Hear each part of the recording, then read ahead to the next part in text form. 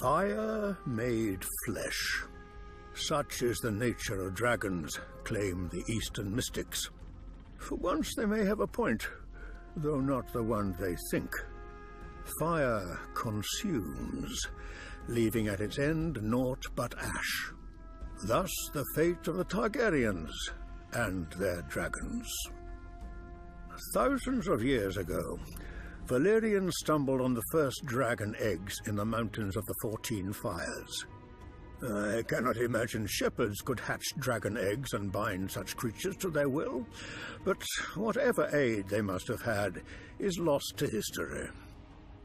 Every educated person knows how the Dragon Lords then conquered most of the known world, breaking the ancient Giscari Empire, enslaving a continent, building roads and bridges that still stand today, though the art that made them is lost.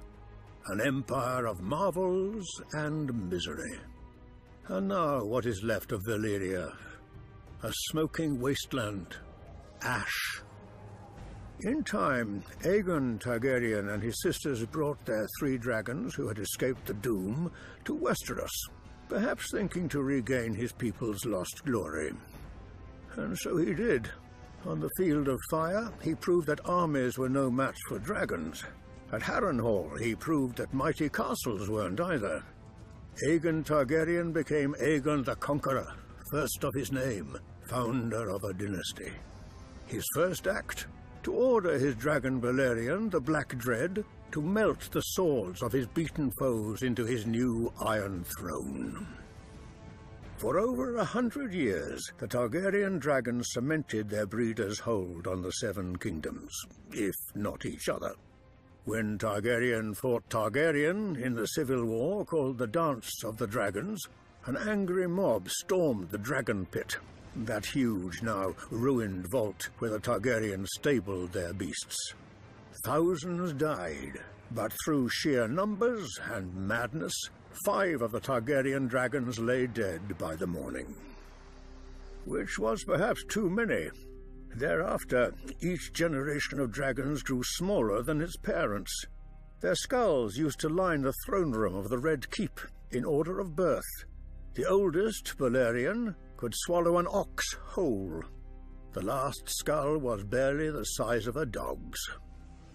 Yet the Targaryens never stopped trying to revive their dragons.